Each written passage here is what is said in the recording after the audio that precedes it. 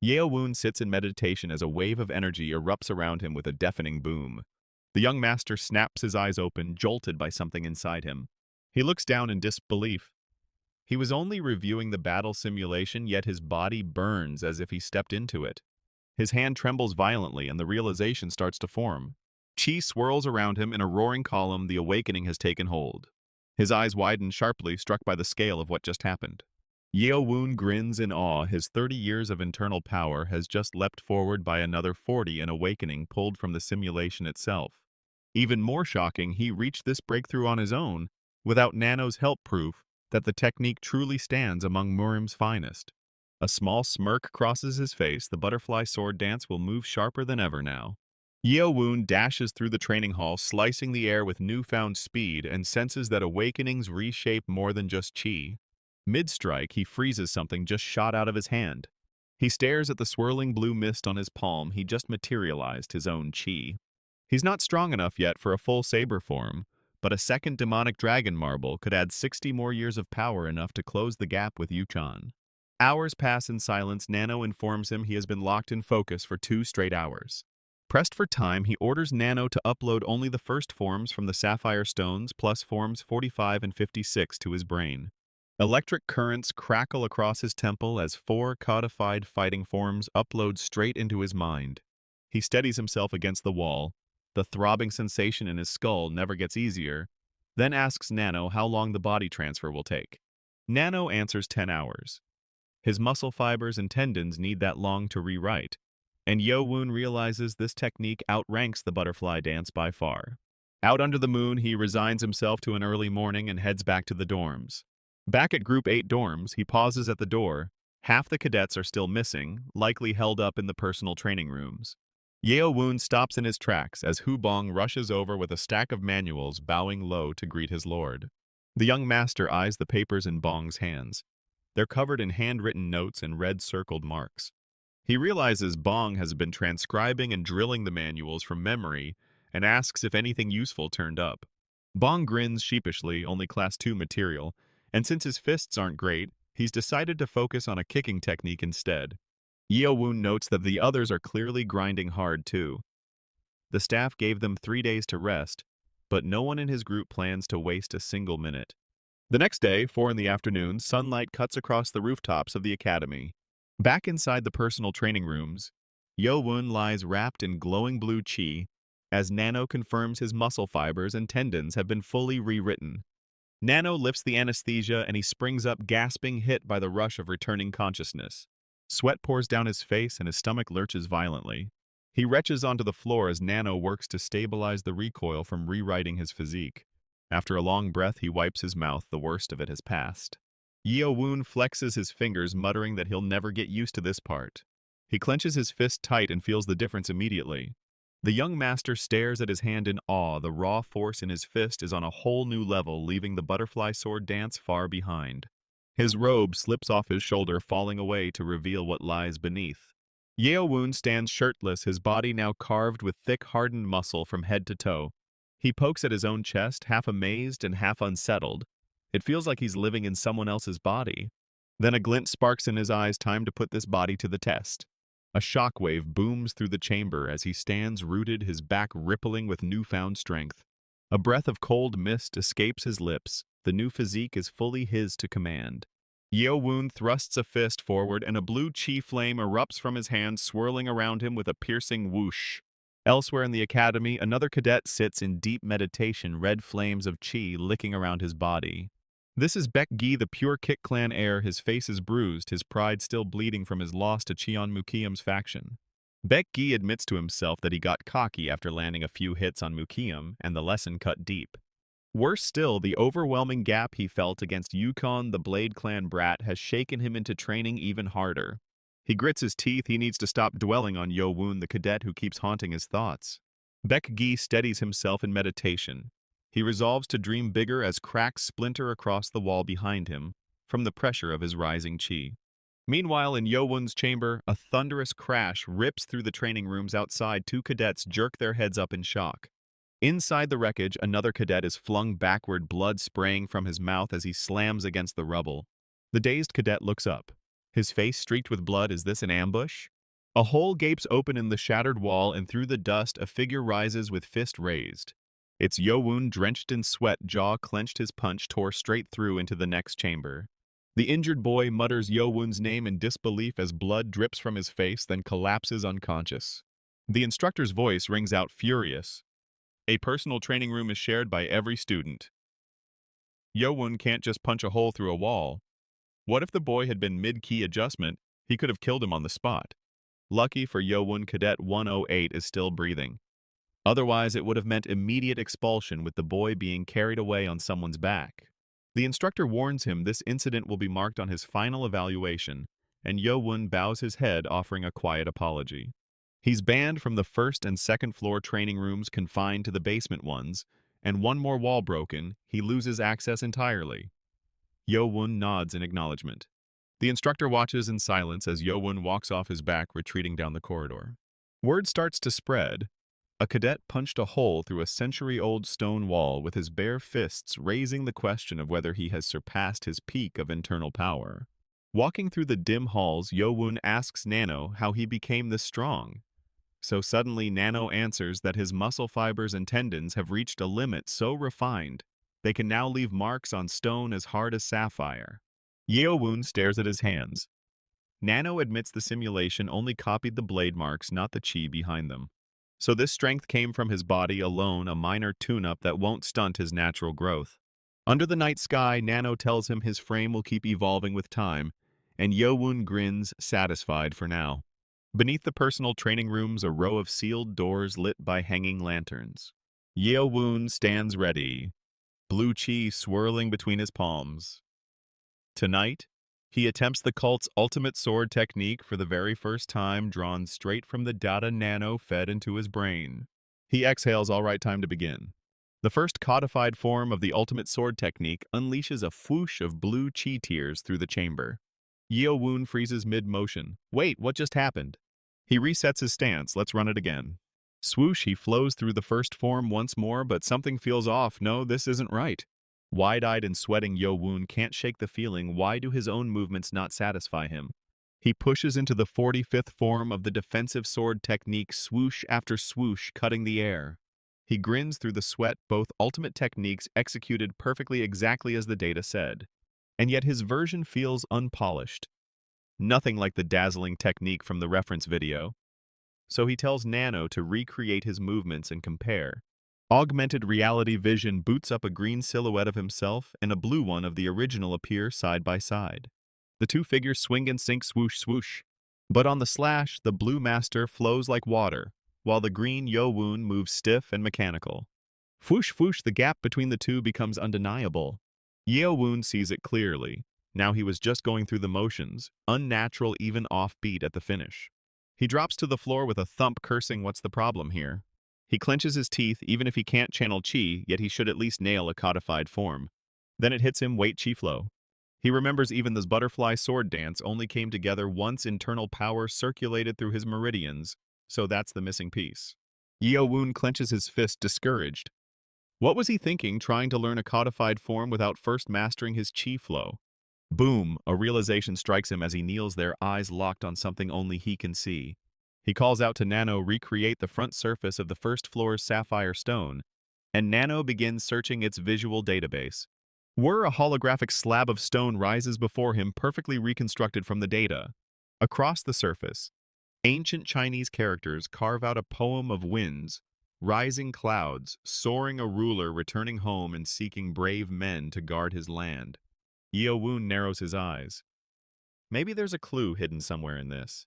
Nano tells him this is an ancient poem about the founding of the Han dynasty, written by Emperor Liu Bang, after defeating his rival Xiang Yu. Wait, an ancient poem. So the demonic lord didn't even write it himself. Yeo-Woon wonders if maybe the lord swapped certain words as a co. Nano cuts him off flat. No. Oh, okay then. He pushes on, analyze the image, find any clues hidden in it, and Nano begins scanning the overall stone face. Nano reports back small holes have been poked into the stone at the bottom of each character. Yeo-Woon zooms in at 500%. There really are holes, and each character has a different number of them, which has to mean something. Pressure points, maybe 4 holes equals 4 pressure points. No, that can't be right. So what do they mean? Then it comes to him one of the manuals Nano scanned was about pressure points where each point had a number and annotation attached. He pulls up a diagram of the human body. The fourth pressure point is the bird tail. But chi should start from the sea of chi in the lower abdomen, which would mean 7 holes here. He flinches. Oh, the character has 3 strokes, 3 plus 4 equals 7. The match is exact. Next, the character for wind has 9 strokes, and he counts the holes underneath one cluster after another, the pattern holding. And now for the last character, Yeo-Woon's eyes lock on breath caught. A grin breaks across his face. Ha ha ha, yes, he's cracked the code. Yeo-Woon springs to his feet, grinning ear to ear. He's cracked the secret of the chi flow. Ha ha ha! I'm a genius, I tell you, his shouts echo across the academy grounds while 2 passing cadets shoot him a baffled look. Morning breaks over the Machine Academy mist drifts across the green peaks, while cadets gather and chatter on the courtyard below. After a hearty dinner, Yeo-Woon decides it's time to head back to the personal training room and put his new ki flow to the test on the ultimate technique. Then a voice stops him, young Lord Yeo-Woon. A cadet steps up with a polite bow and folded hands. Allow me to introduce myself. He smiles wide. I'm student 200 Yompa. And if Yeo-Woon has the time, he'd like to request a sparring match. A sparring match, me and you, Yeo-Woon eyes him flatly. Why should I? Yeo-Woon turns away, ponytail catching the wind. He sees no reason to spar with a stranger outside of the exams, and he won't waste his time on it. Yompa hops after him in mock panic. Oh gosh, when he puts it like that, yeah, he guesses he was being too selfish. Then Yompa lowers his voice. Yeo-Woon stops mid-step. If Yeo-Woon beats him, Yompa offers a small gift and information on the 3rd examination. Would he spar then? The two end up in a quiet forest clearing beneath a massive tree. Yompa's bait worked. Yeo-Woon's eyes narrow. He just doesn't understand why anyone would trade valuable exam intel over a meaningless spar. Yompa shrugs with a thin smile if he had to give a reason. Call it a test of his own skills, a test of skills. Yompa's eye sharpens into a glare beneath the falling leaves. His techniques may not be as flashy as the ones Yeo-Woon used to cut off Wanryo's arm, but he'd still like to show off the methods of his sect, the Surging Moon Sect. Yeo-Woon flicks his fingers, beckoning, come at me. Yompa dashes forward and a streak of dust leaves bursting around him as he closes the gap. Swoosh, his palm rockets straight at Yeo-Woon's face. Slash, Yompa's strike whips past as Yeo-Woon tilts his head clear, then Yompa swings around for another blow. Yeo-Woon watches the next attack coming and thinks one word too slow. He drives his palm forward in a single clean swing, chi gathered along his hand. Smack, the blow lands square on Yompa's chest and lifts him clean off the ground. Blood sprays from his head as he crashes down thuds into the dirt and lets out a strangled cry of pain. Yeo-Woon's fist quivers. He realizes he used too much. Sweat pours down his face as he stares at his hand. Too much power just now. Wait. Yompa isn't dead, is he? Hubong collapses to the ground, gasping. He can't believe he lost this badly. After watching Yeo-Woon fight Wanryu, Bong had been sure he could land at least a dozen codified forms on him. Has the young master been hiding his true skills all along? Bong reluctantly admits the boy is strong. Yeo-Woon stands over him cold and unmoved. The holy bloodline truly runs in him. Bong kneels in pain. He was sure he had the skills of a first-rate master, and now he's ready to hand over the information as promised. But Yeo-Woon cuts him off, not yet. He asks plainly why Bong proposed the spar at all when he had nothing to gain whether he won or lost. Bong smirks, blood at the corner of his mouth, just as he suspected. The young master trusts no one. Yeo-Woon narrows his eyes, explain.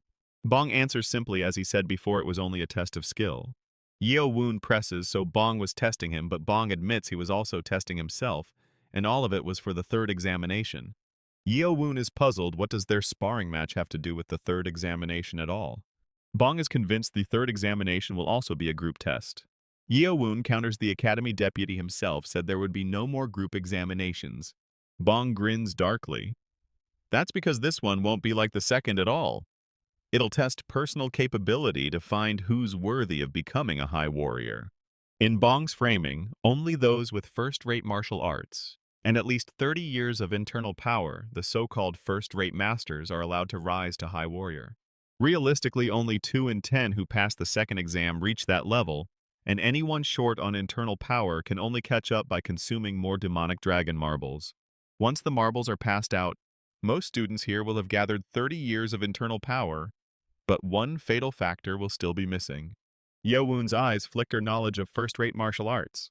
Exactly the second floor of the library only holds second-rate manuals, leaving most to fail, so each of them will be handed a first-rate manual, most likely the Sword Demon's 7 Demon Sword Technique. Yeo-Woon's eyes sharpen the Sword Demon's decimating formation. He has heard of it before, a sword formation devised by the Sword Demon himself, the greatest swordsman second only to the demonic lord. Bong explains the technique was originally built to counter the righteous faction's 18 disciple and 108 disciple attack formations, and there is something stranger to it than a mere first-rate art. With 12 users, it becomes a 12-sword formation, with 36 a 36-sword formation, and with 108 swords joined it scales into a full war formation. Even if every member is only a first-rate master, 12 swords can take down an ascendant master, 36 can fell a transcendent master, and 108 can challenge a genesis master. Bong's father told him that in his day, everyone had to form 12-man groups to learn the 7 demon sword technique together. 12-man groups Yeo-Woon echoes. That is the foundation of the sword demon's decimating formations, and mastering the technique alone isn't enough. The formation itself is so difficult that only a first-rate master can grasp it. Yeo-Woon puts it together, so Bong used the spar to gauge whether he qualified, and Bong admits one codified form wouldn't have been enough to judge by. He needed proof before asking Yeo-Woon to join him for the next examination. Yeo-Woon repeats it back, asking him to join. Bong adds the most important part. The third examination requires each student to handle everything personally. From learning the art onward, though, group leaders will be chosen based on second exam evaluations. Then the leaders pick their own members. Yeo-Woon presses exactly, Bong confirms, though some students will surely refuse certain groups. Bong admits the whole exam feels tailored to the young masters of the sixth sex rather than ordinary students like them. Yeo-Woon connects the dots. This is just an extension of the battle for the minor priesthood, and anyone who can't assemble a strong crew and learn the technique in time fails by default. But he pushes back. Bong said students could refuse a group, yet ordinary ones have no real choice but to lean on a leader to survive the third exam. So that is why Bong wanted to request. He joined. Yeo-Woon realizes exactly gathering members and learning the formation is only the start. Every group will need a leader skilled enough to carry them through. Bong grins through bloody teeth. He did mention he had a small gift in store, and that gift is himself, but Yeo-Woon flatly passes. What if he doesn't become a group leader? Yeo-Woon asks. No chance. Bong says he's almost certain to be picked, and a stable hand like Bong beats some half-baked recruit. Yeo-Woon concedes the man isn't wrong about the leader slot, but something feels off, and he decides to use that method. Yeo-Woon presses harder. Why him when Bong could pitch himself to the young masters of the sixth sex or any skilled second exam leader? Bong scratches his neck sheepishly. He didn't say this earlier in case it offended Yeo-Woon, but he already pitched the same offer to the Shadow and Sword Sect heirs, and got rejected by both since their rosters were full. Yeo-Woon's voice turns cold, so Bong picked him as a backup plan, but Bong insists he also chose him because they both walk the path of the saber. Yeo-Woon's eyes narrow, lit faintly. Is that so? Bong drops the act. He isn't asking to be taken in as a subordinate, only to be helped through the third examination, and he places himself fully at Yeo-Woon's disposal. A bead of sweat slides down Bong's bruised face. So would Yeo-Woon be willing to take him on? Yeo-Woon's mouth curls into a faint grin. Bong grins back, teeth bared in hopeful expectation. Bong drops to his knees with a thump, blurting out his thanks, but Yeo-Woon cuts him off flat. No. Bong's grin freezes blood at his lip. Pardon. Yeo-Woon repeats it without flinching. He said no. Internally, Yeo-Woon orders the Nano to pull up the facial analysis. The function can't catch every lie, but it flags anything that feels off. The display rewinds when Bong said both the Shadow and Sword Sects rejected him. His facial muscles shifted, putting the chance he lied at 45%. At the line about being at Yeo-Woon's full disposal, the muscles kept twitching. The probability of a lie climbed to 62%. Yeo-Woon admits internally that he's working off pure probability, but a hidden figure looms behind Bong in Yeo-Woon's mind's eye. Bong claimed they shared the path of the saber, but something rings false. Yeo-Woon finds it odd. Bong only approached the Shadow and Sword Sect heirs, while skipping the Saber Sect entirely. The man thinks he's slick. Down the empty corridor, a hooded figure steps out beside Bong and asks dryly. He said no. Bong stammers after handing over all the info about the third exam, the kid still, and then bursts into laughter mid-sentence. The hooded figure wipes the corner of his eye, amused an interesting kid who took the free intel and walked off. No cheap trick was going to land. Bong protests weakly, but now all their plans are ruined, and his partner sneers, asking if he really plans to crawl back and beg. The hooded figure smirks. His plan was to plant Bong in Yeo-Woon's group, then ditch him on exam day so Yeo-Woon fails for missing members. But if Yeo-Woon weren't a rival for the minor priesthood, he would have done anything to recruit him. A heavy blow lands. Bong crashes to the ground with a thud. The hooded figure leans against the wall, arms folded. Bong scrambles up, bowing, begging for another chance, and swearing he has other plans they could use. The young lord waves it off. There's no need for that anymore. Bong should go find a group to join before it's too late, or maybe even lead one himself. Bong's head snaps up, sweat beading on his face, pardon. Bong stammers, is he not being taken into the group at all? And the young lord laughs him off, saying he already has enough trash to sift through to build his perfect group. The young lord turns away, smirking faintly. Bong calls after him Yompa, and the young lord pauses mid-step. Yompa's expression darkens. He has no use for incompetent pests. Now get lost. Bong freezes pupils, shrinking speechless at the sudden dismissal. Down the corridor, Yeo-Woon watches from the shadows. Yompa took Bong down in a single blow, yet only 2 days ago his skill was nowhere near that level. Yeo-Woon's eyes narrow. They definitely weren't at that level, and he can't make sense of what's happening here, but he'll find out soon enough whether it's real skill or just sheer luck. Behind a barred door, a single lantern burns in the dark. Yeo-Woon is somewhere inside, alone with his thoughts. He sits cross-legged, turning over a problem to form a top team of 11, though nothing is official until the Academy deputy speaks. He weighs it carefully. He has a few candidates from Group 8 in mind, but he needs more, and there's no guarantee they'll even join him. He sets the matter aside. He'll mull it over back at the dorms. Training comes first. Yeo-Woon asks Nano whether the analysis of the scanned library manuals is done, and Nano confirms the first 2 floors are complete: 55 third rate and 56 second rate. He asks Nano to simulate a specific person and have them reenact a chosen technique. Nano agrees, telling him to pick the avatar and the move, and he starts with the 5-sword ritual. With a whir, a glowing blue figure forms before him. The avatar crackles fully into being. The simulated Murim sneers and taunts him to attack. Yeo-Woon, irritated at being called vermin, throws the dare right back. Enraged, the avatar dashes straight at him. Yeo-Woon slips past with a swoosh and lands a clean slash. A sharp crack rings out as the avatar takes the hit and cries out. Nano reports the avatar's neck is broken, Murim is dead, and Yeo-Woon gapes in disbelief. He's stunned. 3 days ago, the same neck chop barely dropped a man. Yet now the avatar couldn't withstand the blow at all. He realizes his internal power has grown so much from the body alteration and awakening that Murim no longer compares. Even a second-rate technique would change little. He falls silent, thinking. He decides to create 10 avatars of Murim, each running a different second-rate technique.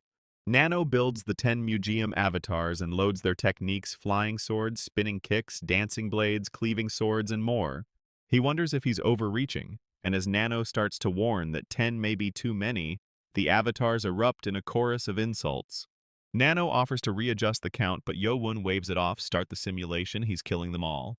The 10 Murim avatars charge in from every direction, swords flashing as they close on Yeo-Woon. He braces for the swarm, multiple enemies at once, and carves through them with 2 clean slashes.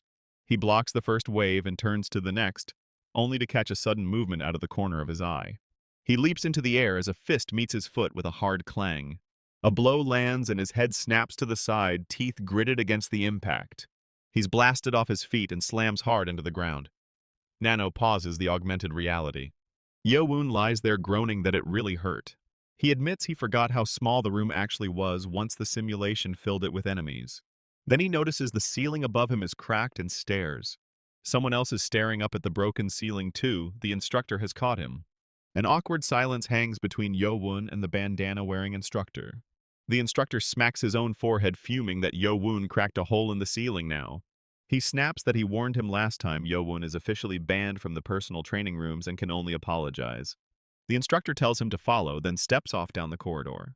Yeo-Woon notes the new building seems half the size, but the rooms are spaced much farther apart.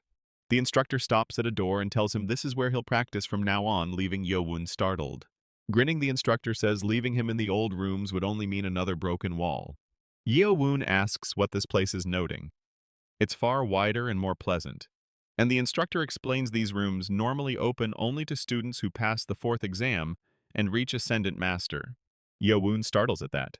The instructor adds that though he hasn't passed yet, he's caused so many accidents the Academy deputy approved letting him use this room early. Yeo-Woon asks how he knew his skills had reached that level. The instructor explains that to break the century stone of the personal rooms you need at least the strength of an Ascendant Master. He adds that the walls here are made of adamantine stone. Try all he likes, there's no breaking these. So there's no need to worry about accidents anymore, just focus on training. The instructor says, and Yeo-Woon bows in thanks. Alone. Yeo-Woon judges the room big enough for the augmented reality training, then asks Nano the time. It's about 9 and he figures he still has time left.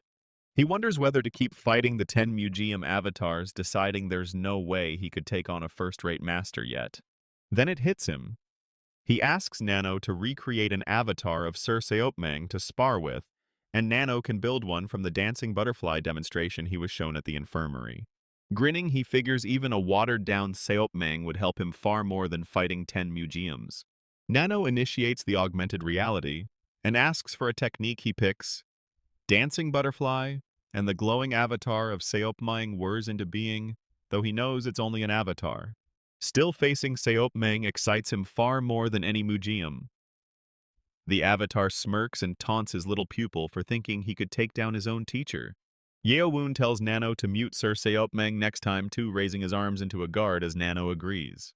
He reminds himself Seopmang is one of the top 10 martial arts masters of the demonic cult, and there's no overpowering him at his current level. So he'll strike first and find a weak spot. Yeo-Woon dashes straight in. He rains blows on the avatar, but every strike is smacked aside. He grits his teeth. Stunned, the avatar blocked his codified form so easily. A heavy thud lands and the blow rocks Yeo-Woon blood on his face as he snarls through the pain. Twisting midair, he swings hard and the avatar's blade swooshes past in a tight arc. Yeo-Woon launches the dancing butterfly sword dance, its 3rd codified form, the 7 linked strikes. The blow lands clean and the avatar's blue figure is sent reeling through the air. Yeo-Woon skids across the ground, slamming down hard with a cry of pain. He gasps for breath. He knew he was outmatched, but he thought he could at least survive one form. This, he realizes, is the power of one of the demonic cult's 10 greatest masters. The Nano offers to switch his avatar or technique. Yeo-Woon flatly refuses. The simulation resumes and the swordsman avatar flicks its blade up, taunting him to try again. Yeo-Woon channels his palm and unleashes an ultimate technique. His eyes lock forward, sharpening with focus. He drives both palms upward at the looming avatar. A flurry of strikes trades blow for blow between them. Yeo-Woon's palm connects, and through the haze, the avatar's face contorts. It's working! Time for the last form. He dashes straight in. He swings with everything he has, and the avatar staggers with a cry. His fist slams home with a heavy thud. The avatar drops, and Yeo-Woon collapses to the ground beside it. He grits his teeth. Even that ultimate technique barely dented Sir Seopmang's avatar. Then something catches his eye. Those flickering glitches are the actual wounds on Sir Seopmang's avatar. That last form did graze the avatar's forehead, but the wound stays shallow. He realizes the technique alone can land hits, but the gap in skill is too vast for a killing blow. Learning one ultimate technique isn't enough to bring down a true master. He reminds himself he has 4 years to clear all 6 examinations at the academy.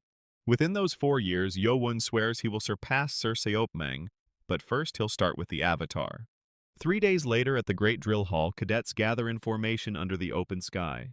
Instructors stand atop the stairs as the assembled cadets face them. Yeo-Woon admits the 3-day break only got him through 10 of Mujium's avatars, a long way still to go. A bearded instructor bellows down, asking if they enjoyed their 3-day rest. He roars out the cult's rallying cry and the cadets answer. He announces that today he'll explain the rules of the 3rd examination and hand out their demonic dragon marbles. For the 3rd test, the cadets will perform a sword formation in groups of 12. The cadets break into uneasy murmurs. Yeo-Woon notes that Yumpa's information was right after all. The instructor explains the minimum to perform the 12-person formation is the power of a first-rate master. He sets his hand on a stack of bamboo manuals with a heavy thud. He explains this first-rate art created by the cult is the foundation of all sword formations, the seven demon sword technique. Consume today's demonic dragon marble and keep practicing the technique, he says, and reaching first-rate master is certain. Yeo-Woon thinks none of this has been difficult so far, but then the instructor adds more. The third exam is 4 weeks out, and each group must use the formation to take down the martial arts professors before them.